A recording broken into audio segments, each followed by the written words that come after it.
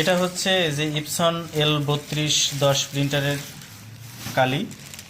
এখন এটা কিভাবে আসলে আমাদের এই যে কালির বক্স আছে এখানে কি করে ঢোকাতে হয় বা ইনপুট করতে হয় এটা অনেকেই জানে না। তো আসলে আজকে আমরা এই ভিডিওতে দেখাবো যে এই যে কালিগুলা এটা কিভাবে আপনার এই টোনারের ভিতরে আপনি ইনসার্ট করবেন সেটাই মূলত আমরা দেখাবো। তো সর্বপ্রথম আমরা এখান থেকে এই কালিগুলো বের করে নিই। তো আসলে একটা প্রিন্টারে 4টা কালি থাকে, 4টা আপনারা জানেন যে 4টা 4 ধরনের কালার, এবং এই কালারের কিন্তু একটা কোড আছে। এই কোডটা দেখে আসলে মূলত আপনাকে প্রিন্টারে এই জিনিসটা এন্ট্রি করতে হবে। তো দেখেন এখানে আমাদের যে 4টা কালার আছে এখানে দেখেন প্রিন্টারে লেখা আছে, প্রিন্টারের গায়ে আমি একটু দেখাই। দেখেন BK মানে এটা হচ্ছে ব্ল্যাক, একটা আছে Y মানে ইয়েলো, একটা আছে M মানে ম্যাজেন্ডা, আর একটা আছে C মানে চায়ান। তো এই 4টা কালি দেখেন এখানে 4টা কালি আছে, এটাতেও কিন্তু একইভাবে দেখেন মার্ক করা আছে BK। তারপরে আমাদের কি ছিল Y মানে ইয়েলো, যেটা এই দেখেন এটা হচ্ছে ইয়েলো, এটা হচ্ছে ম্যাজেন্ডা, এটা হচ্ছে চায়ান। তো আসলে এই 4টা কালি আমরা এখন এখানে ইনপুট করব। তো দেখেন এই অংশটা জাস্ট এখানে ধরে এটা খোলা যায়, খোলার পরে এখানে দেখেন সেমভাবে এখানেও দেখেন লেখা আছে BK মানে প্রথমটা হচ্ছে ব্ল্যাক, দ্বিতীয়টা হচ্ছে ইয়েলো, দেখেন ইয়েলো দেওয়া, তৃতীয়টা ম্যাজেন্ডা। তো এইভাবে আমরা ঠিক এটা দেখে দেখে আমাদের যে কালি আছে এই কালি, তো প্রথমে যেহেতু ব্ল্যাক আছে এটা হচ্ছে ব্ল্যাক, এটা আমরা এখন ইনপুট করব। তো এটা প্রথমে আমরা বক্সটা ছিঁড়ে নিই।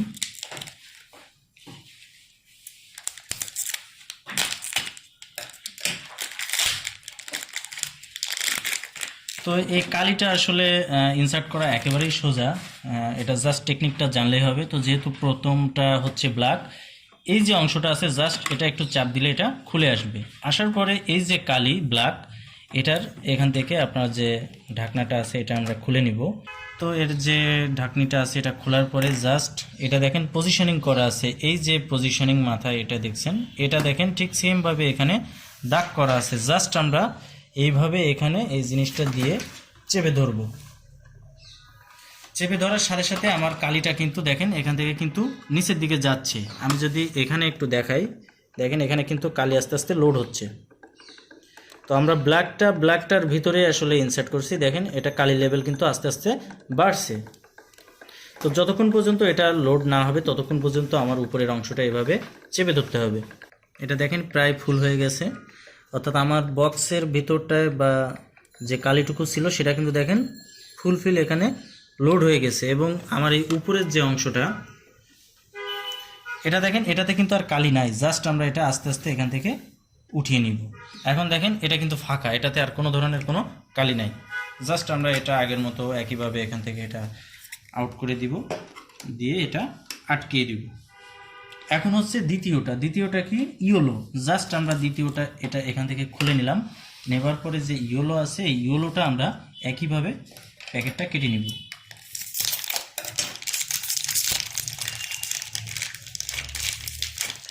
নেবার পরে সেমভাবে আমরা যে ঢাকনাটা আছে এটা খুলে নিব। নেবার পরে জাস্ট যেমনই আছে এটা শুধুমাত্র এখানে আমরা সেট করে জাস্ট একটু চেপে ধরবো। দেখেন এই যে কালি এটা কিন্তু আস্তে আস্তে এই লেভেলটা দেখেন নিচের দিকে যাচ্ছে। দেখেন এটা কিন্তু প্রিন্টারের যে কার্টিজ জায়গাটা আছে সেখানে কিন্তু দেখেন এখানে লোড হচ্ছে। এটা আপনারা চাইলে একসাথে 2টা করেও করতে পারেন। তো যেহেতু ভুল হওয়ার সম্ভাবনা থাকে সেহেতু একটা করে আপনারা এখান থেকে কালিটা লোড করতে পারেন।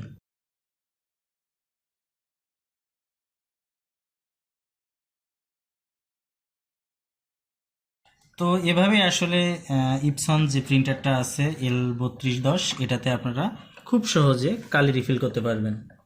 আশা করি ভিডিওটি ভালো লেগেছে। ধন্যবাদ।